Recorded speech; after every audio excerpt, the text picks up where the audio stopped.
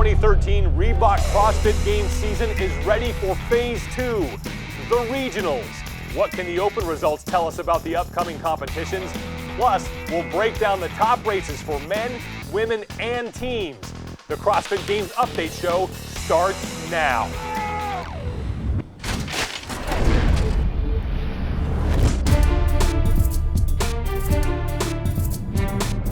Hello everybody, welcome to the CrossFit Games Update Show. I'm Sean Woodland with Pat Sherwood and Nicole Christensen, and it is upon us, the CrossFit holiday season. We're on to regionals. It's time to separate the men from the boys and the awkwardly feminine from the possibly Canadian.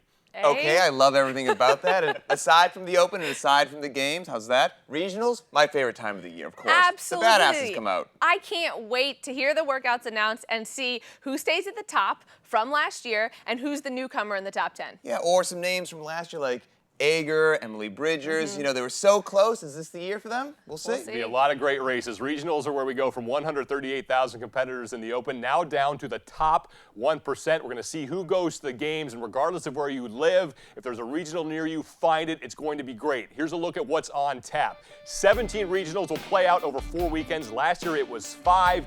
May 17th through June 9th, and we're going to learn the workouts next week. Give me your predictions on that. Ladies first, go ahead. Oh, we're going to see a rope climb or an Atlas stone, some type of odd object. I also think we're going to see the trend continue of retesting a workout from the year before, but I think this year it's going to be a games workout. I'm going to go with the track triplet. I think benchmark's a good guess, but here's a trend that's going to continue. CrossFit, constantly varied function moves at high intensity. If you're looking back and saying last year was Open, light, regional, heavy, games, moderate, it must be that again? Now, wait a minute. You're saying that we shouldn't have dialed in our training for the year before based exactly what happened at the games? It's not predictable. Isn't that crazy? Shocking. Okay. Triple unders. That's going to be my prediction. Oh, I like that. Yeah, triple unders. But before we can get to where we are now, let's take a look back at how we got to this process. There was no qualifying process for the games in either 2007 or 2008. Athletes simply signed up. 2009 saw the introduction of a qualifier for the games. Competitors could sign up for one of 17 regionals held throughout the world and compete for a chance to move on and be crowned the fittest on earth at Aromas. In 2010, the qualifying process grew once again. Athletes signed up for one of 33 sectional competitions. Then it was on to 13 regionals. From there, they moved to the new home of the CrossFit Games, the Home Depot Center in Carson, California. 2011 was the debut of the current system. 26,000 people signed up for the first ever CrossFit Open. 6 workouts determined the participants at 17 worldwide regionals. The top athletes then took center stage in Carson at the 2011 Reebok CrossFit Games. Since 2011, the search for the fittest on earth has grown from 26,000 people to 138,000 in just 2 years. So we've evolved the competition, and we have also evolved the spectator experience. You may have gone to some CrossFit regionals in the past, and maybe you showed up and you didn't know what was going on, and maybe you were unsure about where you needed to be. You know, in 2010, I went to the Southeast sectionals as a spectator, and literally, I didn't know if I was in the right place. I walked into the gym, and there were kind of people just sitting around. There was some equipment strewn about. Wasn't really sure. Same thing happened in Golden, Colorado, but we don't really have spectators anymore. We have fans of the sport of CrossFit. Rich Froning, Camille LeBlanc-Bazinet, they have over 60,000 followers on Twitter and Facebook. That's ridiculous. Rogue and Reebok make jerseys for these athletes that I know Pat buys them all. Send me more.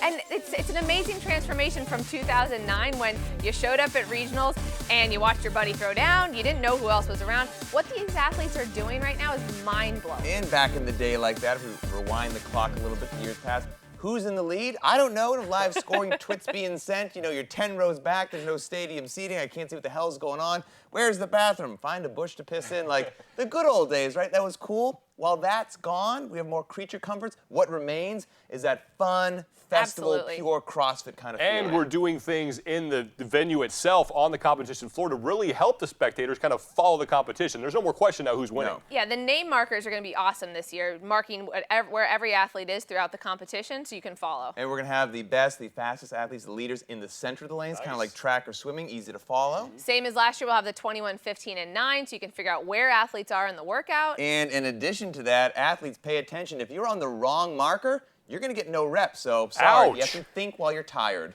So we have an improved competition, we have an improved spectator experience. Well, what does it all mean? Well, who's going to the games? That's why we do the regionals. At the end of these 4 weeks, we will know who is going to Carson for the men, women, and the teams. And here's how it's going to work. So each region sends 3 men, 3 women, and 3 teams, except for both Canada regions, they get 2 each, and then Latin America, Africa, and Asia, they all get 1. But there are some exceptions here. Yeah, and let me use my home NorCal here as an All right. example. In years past, if you were a champion, like Jason Khalipa, for example, you just got to go to the games. Now he needs to earn it again, okay? He needs to compete at regionals, take a spot, but he's not going to take a spot from someone else. So let's say Jason places first. 2, 3, and 4 will also go from NorCal. Tanya Wagner in the Mid-Atlantic is the same case. I'm so excited to see her throw down. She took 4th place in the Open. She's definitely got a chance at making it back to the show, and it's going to be awesome. Strong mom. Yeah, 2 former champions. We have some others who are competing as well. Let's start with the men. So these are some regionals that could send more than 3 each. So in the Central East, Rich Froning and Graham Holmberg. Miko Salo's back in Europe. They could send 4, and then NorCal, Jason Khalipa. And then in the Southwest, you have James Fitzgerald in the Southwest. Over on the women's side, Europe, they could have 4 with Annie Thorisdottir if she is ready to compete. Kristen Clever in SoCal, and then Tanya Wagner is someone who could allow 4 people in the Mid-Atlantic.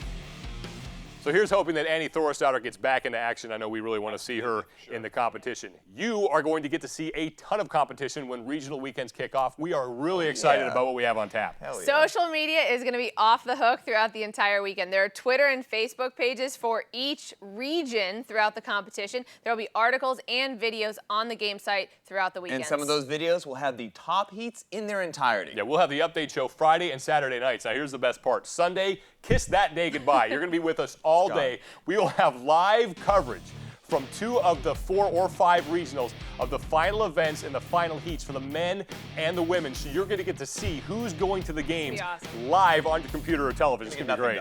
No, absolutely not. When we come back, is the Open a good way to predict the regionals? We'll talk about that. And we'll hear from 6-time games competitor Chris Spiel.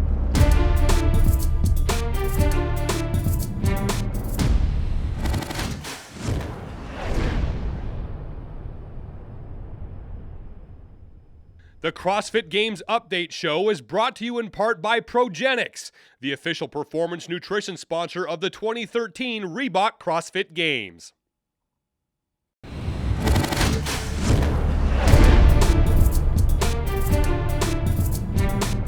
Welcome back to the CrossFit Games Update Show, and now that the regionals are upon us, we can let the speculation begin. Who's going to the games? Who's not? Where are the upsets? Who are the dark horses? And all we really have to look at right now are the results from the Open. So if I'm a fan and I go to my respective Open page and I say, okay, this 1, 2, 3 in my region, I really can't say that those are the people going to the games, can I? Definitely not. And we've seen that play out year after year that that's not the case. And my favorite example right now is Shayna Alverson. Shayna's sitting in 38th right now, going into her regional. She's been to the games 4 times. Just had an article on her on the game site, and her words will do better than mine.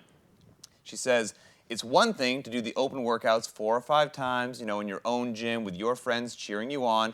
It's quite another to be on the floor of the arena in front of a crowd of thousands of people. I've never done well in the Open, but I do perform well under pressure, so maybe that levels the playing field. Sean, I rest my case. That's well done. Thank you. And it's also, we may not be at the unknown and the unknowable yet because we're not at the CrossFit Games, but we have expanded the test by going and moving on to regionals. Sure. Those typical CrossFit movements that we saw play out in the Open, those are long gone. We're going to see an increase in loading. We're going to see an increase in the complexity of the workout. We're going to see different movements that we didn't see before. And you can take the top 5 at the Open from last year and use that as an example. What happened with the dumbbell snatch and the hang power clean?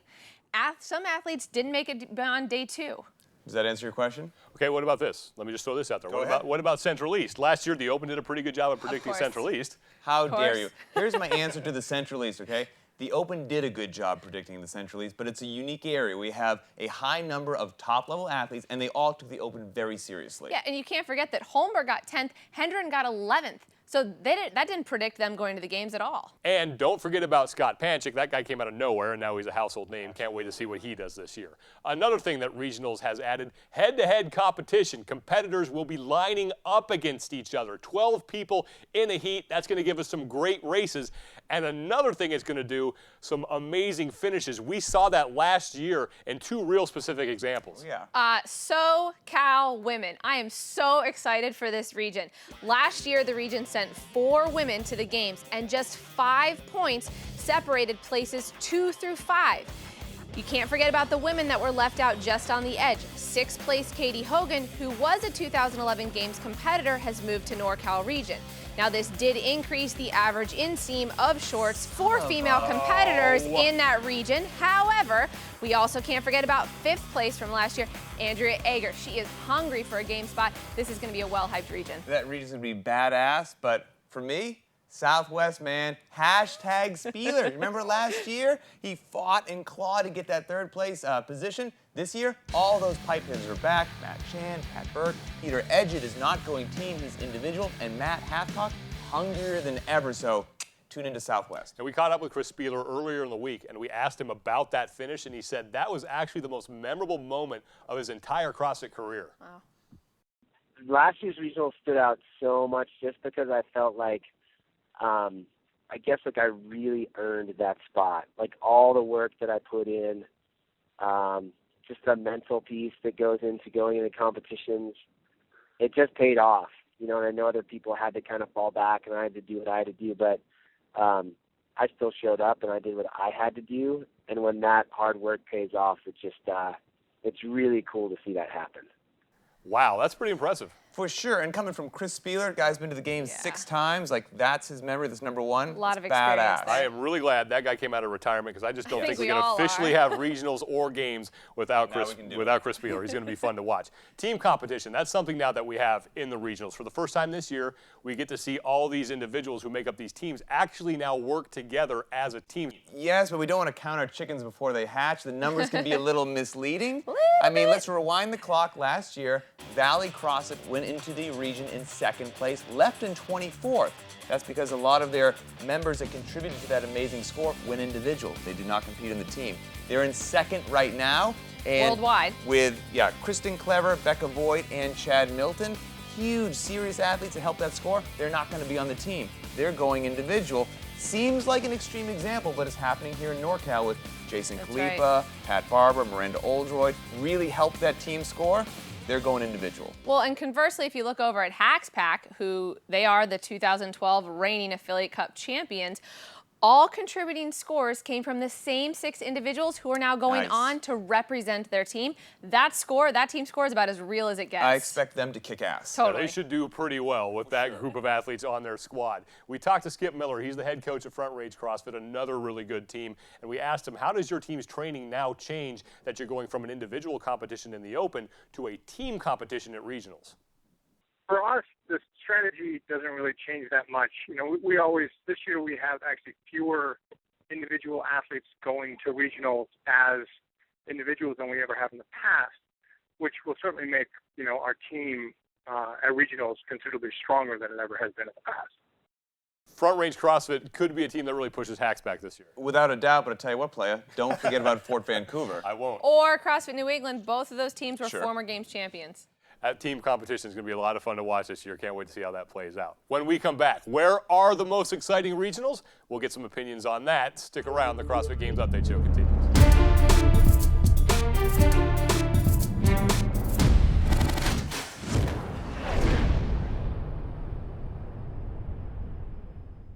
Wardrobe for the CrossFit Games Update Show has been provided in part by Mizzen & Main.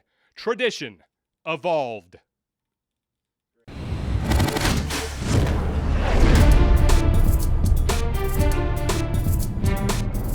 Welcome back to the CrossFit Games Update Show. I'm Sean Woodland with Pat Sherwood and Nicole Christensen. 17 regionals on the horizon, and we can find great matchups and great races in all of them.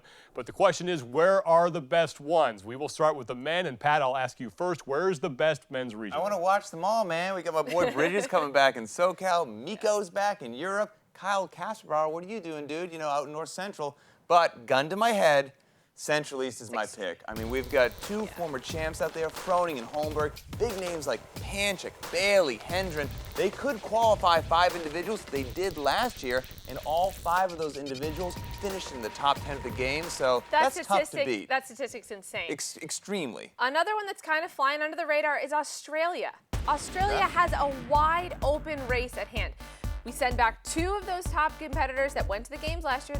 They made it through in the top of the Open. However, the rest of that list, the top 10, newcomers, And Australia wide is one open. of the most competitive countries I've been to, just going to do a seminar there. They want to win, so yeah, for sure. Absolutely. Let's turn to the women, and we'll start with you, Nicole. Best women's regional. Oh, okay. I'm going to go with the obvious choice there. Okay, go ahead. SoCal women. Lindsay Valenzuela, Kristen Clever, and the rest of the crew down there. It is going to be an insanely tight race throughout the entire weekend. I expect to see that shift back and forth.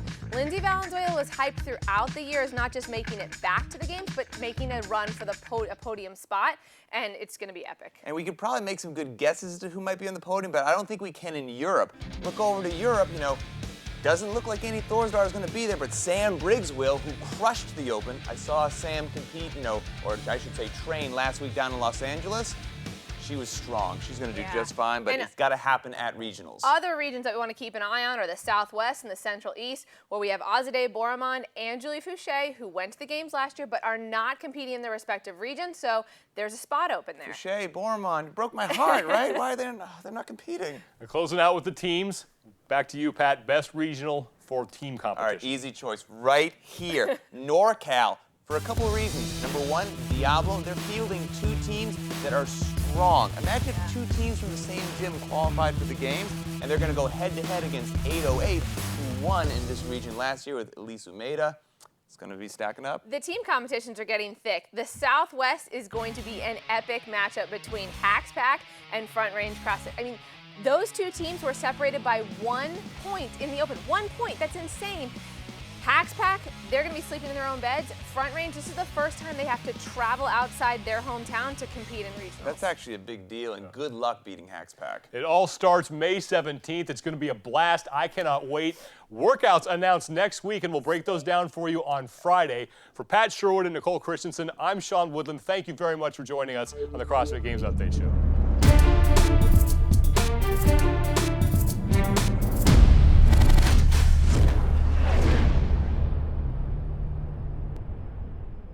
Orange pineapple, I mean, they get a little crazy. I've never had a bad one. Did they give you a price break on this? And all I'm saying is when we finish the show today, tomorrow, whenever it is, I'm going to get the muffin of the day because I feel like we deserve it. Yeah, and I could use a victories, muffin you know of the day. I don't need world peace. Did they ever go with like muffin? Any coconut? Little butter melting on that. Any coconut? They ever get a little? Could you make a coconut muffin? I don't know. I'm thinking more of a macaroon, I guess. Yeah, you could put coconut butter on the muffin. I could do that. All right. Okay, cool.